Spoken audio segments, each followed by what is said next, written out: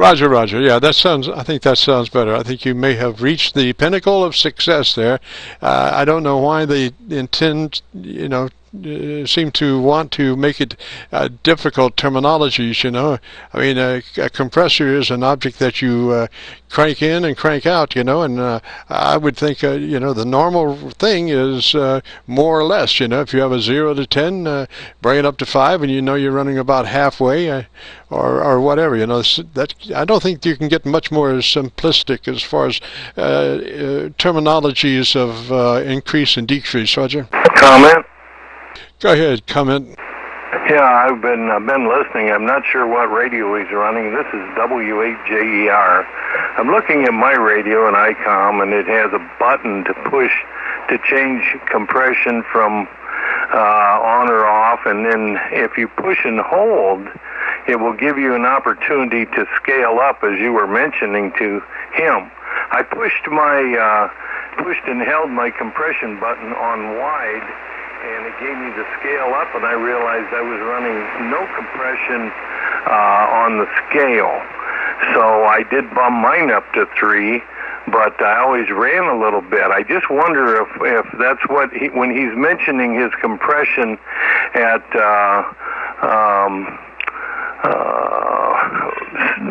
low, mid, and wide, I guess were the terms, that's only the bandwidth.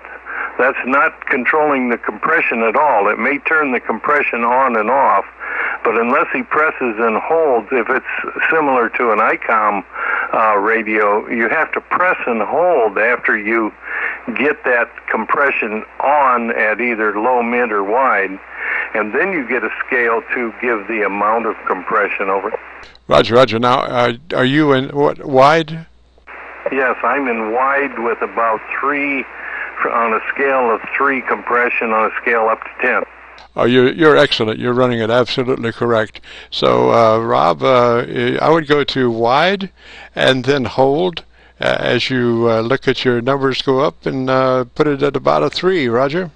Yeah, Roger, I understand the recommendation. My radio does not work that way. I'm using ICOM 7800. When I press the compression, it simply turns it around. It gives me the wide, mid, or narrow when I press it. And if I hold it, that's how I get the option between wide, mid, or narrow. And then if I hit the button briefly, it turns it on and off. I don't have the ability to simply press, hold, and then adjust. Roger, Roger. What is the model number of your radio, sir? It's a 7800. 7800? That's correct.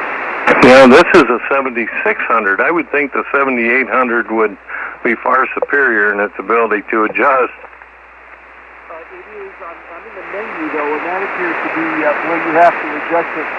When you adjust all the roll-off, the tones, for bass and treble, etc., is under level set in the menu. Okay, well, mine's right on the front panel. A row of buttons on the left side that I can push and turn. I can just push and turn the compression off. The compression is off, but I'm still in wide.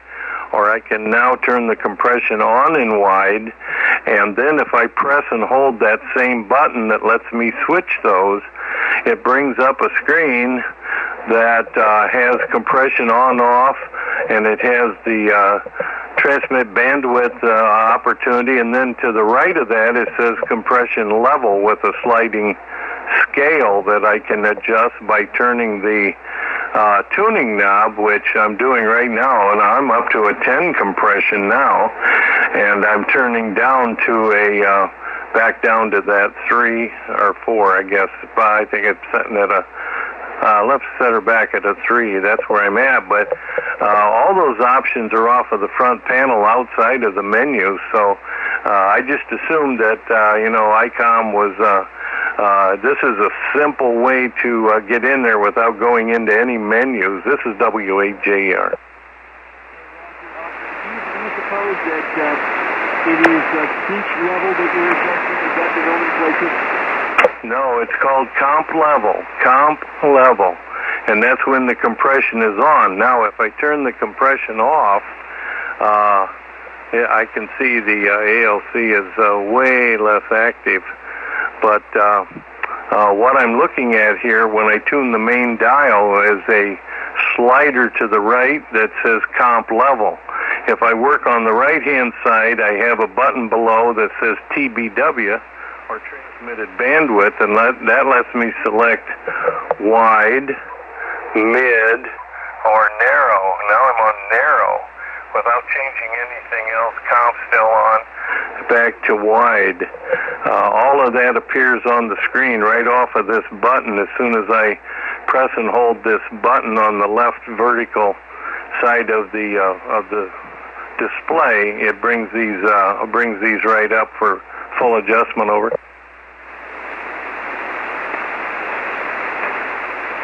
Yeah, Roger. I was playing with the menu where it refers to speech level. This is K1UI, by the way. And I don't see any other adjustments here aside from the frequencies for narrow, medium, and wide in the menu. It says cyclone level, speech level. It's got a bunch of tone adjustments for various modes, bass and treble. But nothing that shows compression level that I found so far.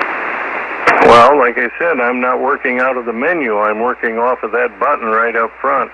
But apparently, if you hold that button, you do not bring up another screen for any adjustments other than the bandwidth. That's correct. Right now it's on wide comp, and if I hold that button, which I'll do right now, it goes to mid, and then it goes to narrow. But it doesn't give me any adjustments when I hold the button on any particular setting. It just switches to the next wide or narrow setting when I do that. Okay, yeah, I can tell the differences. Well, okay, well, I thought maybe I had fell in on something there that might be helpful, but obviously the 7600, I believe, came out way after the 7800, although it's not the same class of radio. It's definitely a downer, but it has this wonderful feature right up front without getting to any menus of changing the transmitted bandwidth and the compression level right here on the screen. I can just turn my frequency knob right now and I can go right up to a full 10 of compression and bang the heck out of the meter and see the fan running in the background. So I'm back to a 4. Anyway, I'll get out of here and let you folks work on this, and I guess I'll take a look at the 7800 manual and see how much it differs. 73W8Jer. W8Jer. What's the name there? My name is John. I'm in Sturgis, Michigan. Over. Roger, John. This is Jim, KC9VKV, and we are running our Qso-Vlog for Friday morning. So we're running audio and video for this Qso, and you might be interested in hearing your station. It's beautiful, and you have excellent control over it. You know exactly what you're doing, and the way you have it set right now, wide and 3 on compression, is absolutely perfect. We'll be posting this on YouTube in the next couple of days, so if you happen to go to YouTube and do a call letter search for Kilo Charlie 9 Victor Kilo Victor, that will bring up our Qso-Vlog page, and on that page you'll find a Qso marked My Group, and today's date, which is 8/10/18, and the frequency 7189. That will be the title. Roger. Okay. Yeah, 7189 20 or 8/10/18. My group. That sounds very interesting. What was your name again? I was trying to write. I can't multitask. I can't write and hear at the same time. Over. Roger. Name here is Jim. Juliet India Mike. Roger. And we're located near Louisville. Okay, Jim. Well, you have an excellent signal, and obviously you're well aware of how to adjust your own signal for audio, because it's very much studio quality. What are you running for a rig? Over. This is an older Yaesu 990. Roger. Okay, Jim. Well, it sounds great. I'll take a look. I'll take a look for your YouTube, and I'll be very interested in watching that. Thanks again, Jim. Roger, Roger, John. And this air check is probably as close to perfection as you're going to find. We run a direct line out of the receiver. No microphone in the room, which sounds more like the room than the guy's signal. So this is as pristine as a capture as you can do. We go to particular links to be sure that the RF level in the front end is not into compression. So we're keeping the best signal to noise ratio possible. Roger. Yeah, QSL. You are a steady, rock steady 10 over S9 on the meter here, over. Roger, thank you, John. Alrighty, I appreciate it, John, and thanks for the help there. Unfortunately, his radio, it doesn't seem to be as pliable as your radio technology-wise, Roger. Yeah, I found the 7600 to be really, I can't afford a 7800, so that's where I'm at, over. Roger, yes. Well, that's the way it should be. That type of setup, that stuff should not be in menu. It should be outboard, Roger. QSL. Alrighty, thank you, sir. You have a real good morning. And if you were to check up on his radio on the YouTube or wherever you go, if you run across any revelations that might help him come back, we'll probably be here for a while. Yeah, I'm going to go take a look, Jim, and I surely will if I see anything that looks familiar to what I'm doing and another way to get into it. I'll be back. W8Jer. Roger, Roger. Thank you, John. Rob, you still there, sir? Yes, Jim, I am. I did want to comment that I have a 7300 here, and it works just the way that John was talking about. It's a lot more convenient than having to go into all the menus. They may have come up with a firmware upgrade that I haven't incorporated yet for the 7800 that does exactly what John recommends. In fact, it seems so obvious to me. And I'm looking at my comp meter, and hold on one second. No, it doesn't do anything.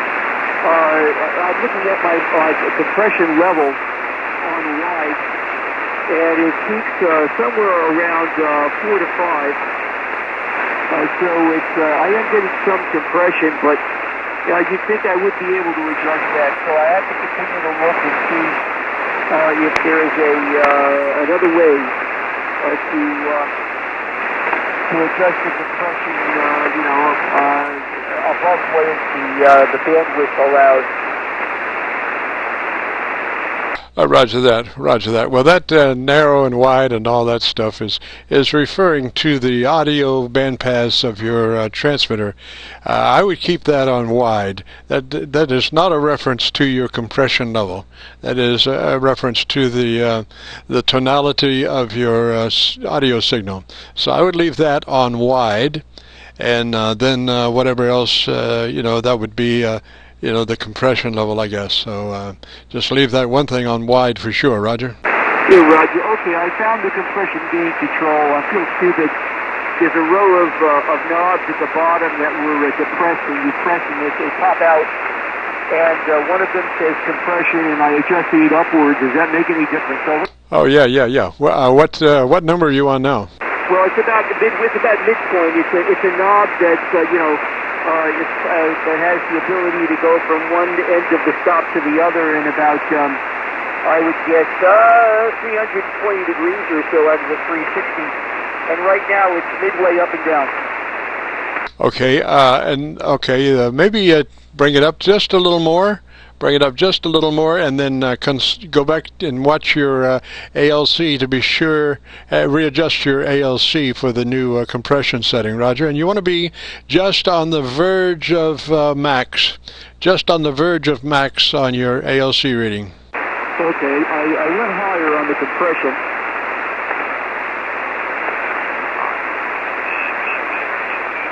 Thank you. Right back there. And I'm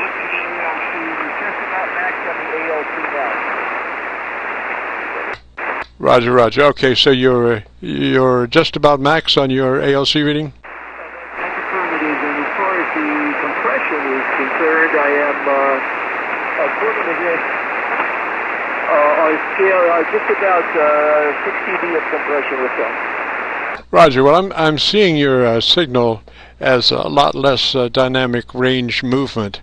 So you are making a difference in your signal by compressing your audio, and you're increasing your average peak modulation now to probably about 50%, maybe 60, somewhere in there, as opposed to 30% where it would be when you first started without any modifications to the modulation. Roger. Roger, Jim. Okay. I can see the difference also in the peak power reading, and it does appear to be staying up higher, and as long as the fidelity is acceptable, I'll leave it reading. Roger. So, and do you have a separate mic level control? I do have a separate mic level control. And what is the setting on that? It's about 11 o'clock. I'd bring that up to about noon. Bring it up to about noon, and let me hear you. Okay, this is with the mic level control at noon. Go back. Okay, give me a little bit more audio there. Okay, this is about 11:30. About 11:30. Over. Roger, Roger. Go to noon. Let me hear you at noon. Okay, I understand the breaking in and not a band line, so I don't know who to respond to. Respond to Jim. Okay, Jim, this is about noon. This is about noon now. Yeah, I think that sounds better. I'm seeing your dynamic range now is about a 3 dB range, which is good. Roger. Okay, very good. Well, I'll leave it here then. I appreciate the time and effort spent to try and help me to make this thing sound the way it ought to. Roger, I think your audio signal is a lot better now, a lot more, or a lot less dynamic range, which is exactly what you want.